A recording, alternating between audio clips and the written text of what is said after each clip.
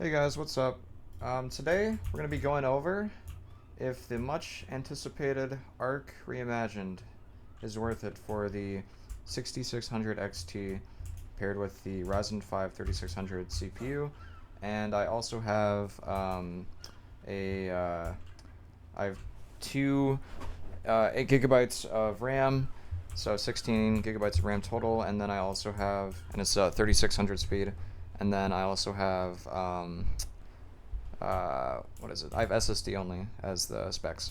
So if you guys are trying to like compare off of this, these are my specs. So it should be around the same for most people. I think the only thing that would really affect your FPS for the most part would maybe be the CPU you have. So if you had like a 5800X like 3D CPU, you'd probably get some more FPS out of the GPU that you have than I do.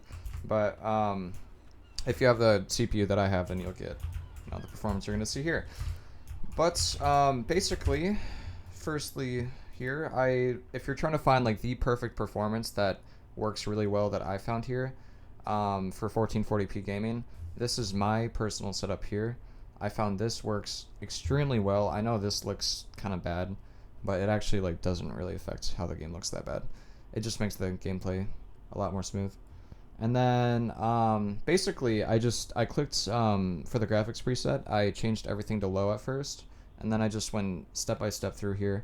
I always like to have textures at high because I just noticed that like if textures look blurry, the game just looks, it's just not going to be as fun. So always have your textures high for any game. If you have like a lower end GPU, always focus on textures first before anything else. So I put textures at high, anti-alias at high, view distance low because that doesn't matter that much. Post processing, I put at medium. I'm not too sure what that does, to be honest. Like I'm not exactly a game expert. General shadows put at medium because if you put it at high, it looks a little bit better, but it affects the FPS a lot more. I noticed. Global illumination quality, keep it high all times. This affects the game the most, I noticed, because if it's at low, the game looks like freaking like Roblox. It looks horrible. Like you do not want to play it at low. Always keep that at high because it's kind of like the entire like if you imagine like shadows in the entire world, that's kind of like the shadows, and like without the shadows, it looks like a. Let me just show you guys. I'll just show you. So this is low. Okay. Looks like Roblox, right? Looks absolutely horrible. And then this is high. Always keep this at high. Okay. This is high. Night and day difference right here. Night and day difference. It definitely like performs a lot worse, but it's not that big of a deal if you want your game to actually look good. Then back to it here. Effects quality. Actually, well, yeah, keep that at low, I guess. You know what? Let's keep that at medium. I'm not too sure about that one. Let's see if that affects the game. Okay, I don't... Whoa. Okay, yeah. Yeah, I'm kind of experimenting too. I'm gonna be honest here. Yeah. Let's just keep that at low. I had no idea that affected it that much. Yeah, now it actually kind of performs okay. Okay, and then back to it here. Foliage, high. All this stuff here, I unchecked. I have a higher hertz monitor, so if you have just a 60 hertz monitor, don't worry about this. Just keep that locked. But if you have a 144 hertz monitor, then you might want to uncheck that. I noticed every time I turn this to 144, it changes back, even if you save it. So it doesn't even matter if you try to switch it. It won't save for some reason. Motion blur, keep on, because it just hides the ugliness a little bit if you have some of the graphic settings low. Light bloom, you do not want that on because it makes the game look really, really gross, and it just makes it look way too bright. All this stuff, you can just read through it here. Light bloom off, light shafts off, all this stuff.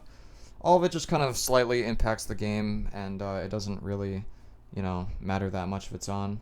So it just affects FPS for the most part, so I just turn it all off. And yeah, I think that's about it. These are my settings. If you want to experiment, 1080p works pretty well. Like you definitely will get a pretty enjoyable experience, but it just looks really bad in my opinion. Like, it looks really blurry, and 1440p is just, you know, what do I have unsaved? Okay, I'll just save whatever I did. But I think 1440p, if you have a 1440p monitor, it just looks the most crisp, because it's like, that's the native, you know, because like, look at this. Look at these details. Like, what the hell? Why is control punch? Oh my lord. Okay, y'all, they made control, the button control and the keyboard punch for some reason. That is very strange. But, yeah, I don't know. If you want a pretty enjoyable 40 to 60 FPS experience on Arc Reimagined, Arc Descended, whatever, then those are the settings for y'all.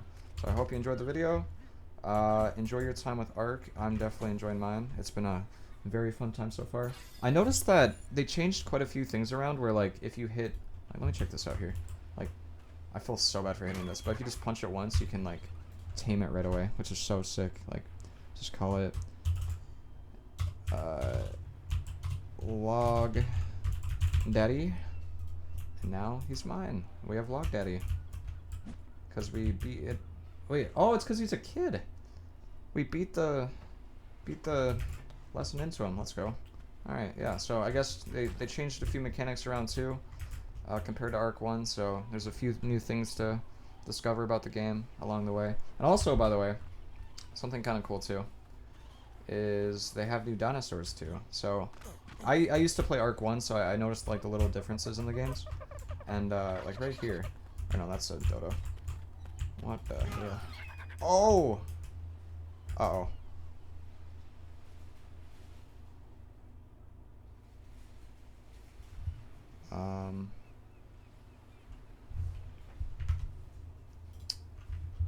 Well, appears my game just crashed.